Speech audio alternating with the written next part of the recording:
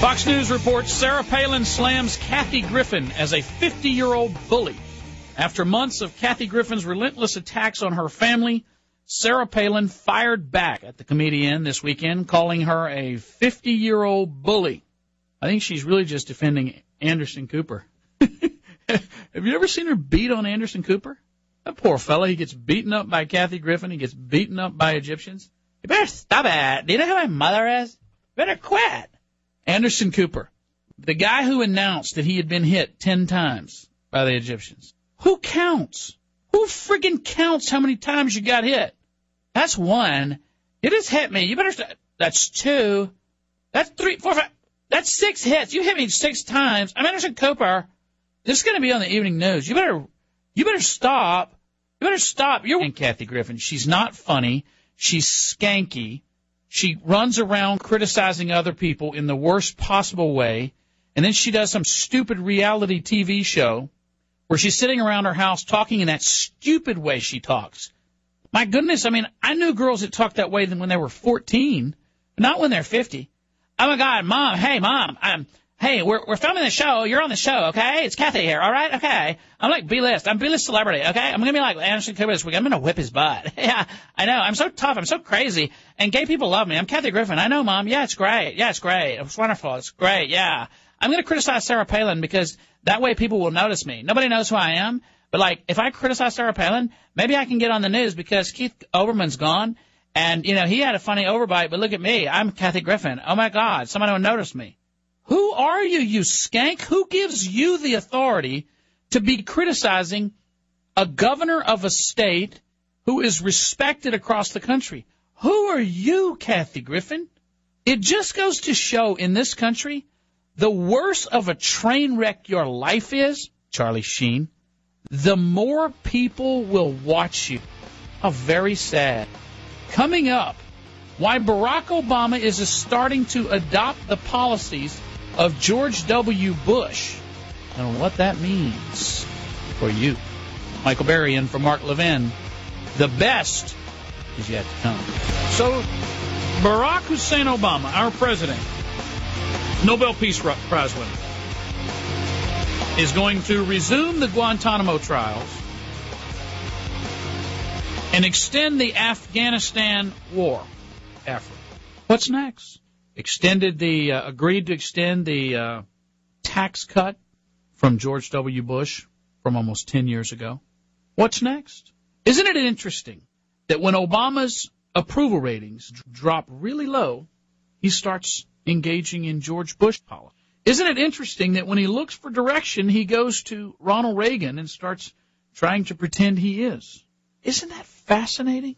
Does that tell you where the real heart of America is? It should. It should tell you everything you need to know. 877-381-3811. Let's go to Danielle in Woodbridge, Virginia on WMAL. You're on, dear. Good evening, Michael. How are you? Great. I haven't spoken to you in about a year and a half. You suggested that I run for office after you spoke with me, and I have been taking the steps to put that into action. And?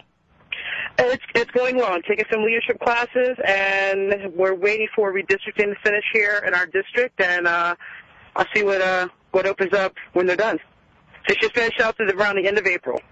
I am in the process of writing a book that's a manual for civic activists, and it includes an entire chapter on how to run for office because I did it pretty well in Houston. How to raise money, how to choose a campaign team, how to put together your platform, how to position yourself, how to work with media, the whole thing. I probably won't be through by the time that you run, but if you'll look me up, if you go to michaelberry.com and email me, I will answer every question you ever have because thank you very much. I wish I'd known after I left politics.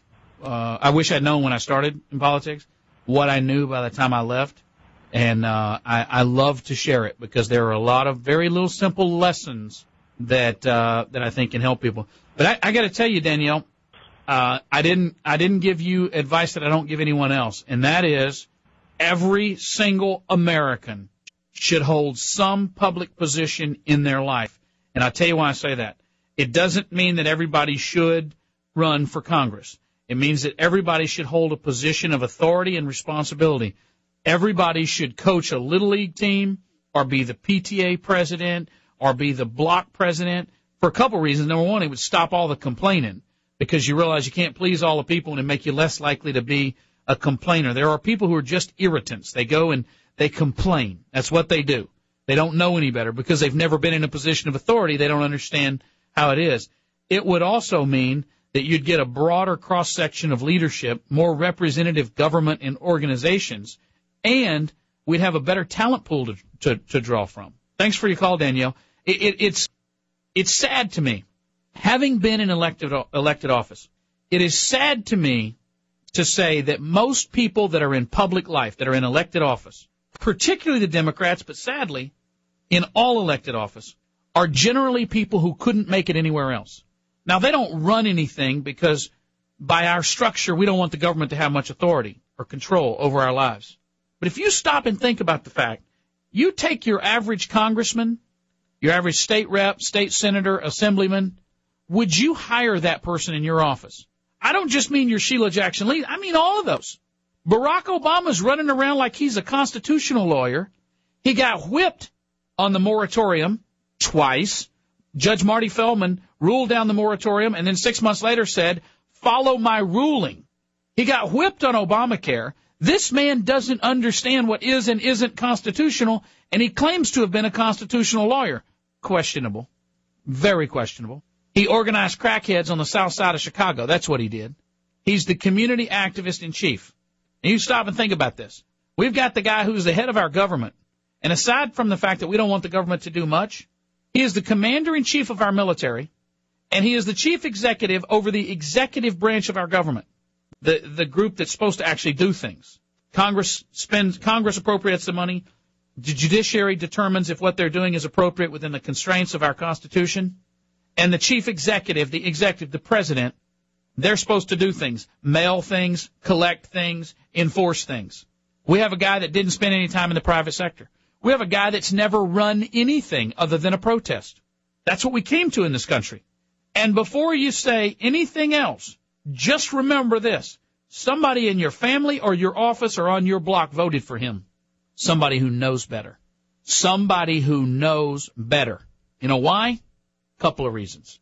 Number one, because we really, really, really needed a black guy to be president. That's the unspoken, sad fact. Well, it's time. Maybe that'll make racism go away. Or maybe that'll make people stop claiming racism. Maybe we can stop focusing on it so much and move on.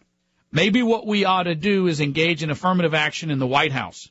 There were a lot of white people who voted for Barack Hussein Obama on the sole reason, it's time. It'll show the world. It'll make people feel like anybody can be president. Well, I tell you what. Why don't you choose the next president of your company on that basis?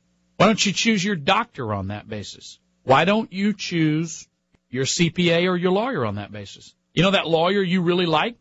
If they're not black, why don't you say, it's time I make a statement with my own mind. I don't want the best lawyer. I just want the best black lawyer. Because I don't have a doubt for a moment. Barack Obama was the best black candidate available. Was he the best candidate available? I don't think very many people in this country believe that. I think that a lot of blacks voted for him because he's black, and I think a lot of whites voted for him because he's black. It turns out that being black was his job credential, and it turns out that he's had an entire career on that basis. Barack Obama's not an idiot. He's an extremely bright guy, but he made a deal with the devil years ago. He made a deal with the devil that he wanted to pursue using his race to get ahead. And so rather than being an advancement for blacks in America, he's an extreme setback. And he surrounded himself with people like Van Jones, who use race to advance an agenda, who use race as an excuse for their failures, who use race as an explanation for every policy item that they could ever possibly promote.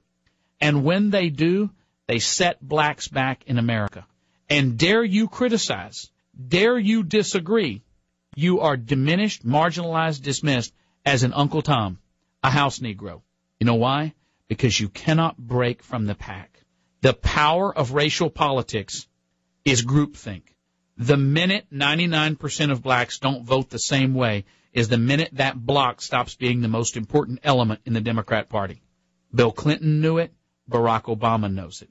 He couldn't win the nomination without wresting away a lot of black leadership around the country who owed Hillary Clinton favors. That's why Bill Clinton attacked him so heartily. Remember how Bill Clinton attacked him, comparing him to Jesse Jackson? He was trying to tell black Democrats he couldn't win. And there were a lot of people who said, why is Bill Clinton attacking the first serious black challenger to the White House?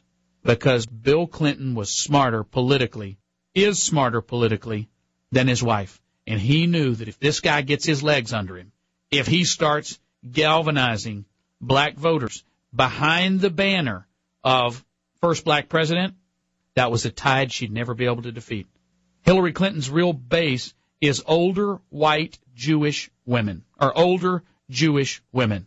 You can't win a Democratic primary that way. And Bill Clinton understood that. And so we find ourselves having elected the first black president on the basis that racism would go away, that conversations about racism would go away. The post-racial president, as he was pitched, is the most racial president. What a sad setback. You know what's even sadder? How many people feel uncomfortable that we're even having this conversation? You know there's a problem when there are public policy issues that can't be discussed honestly.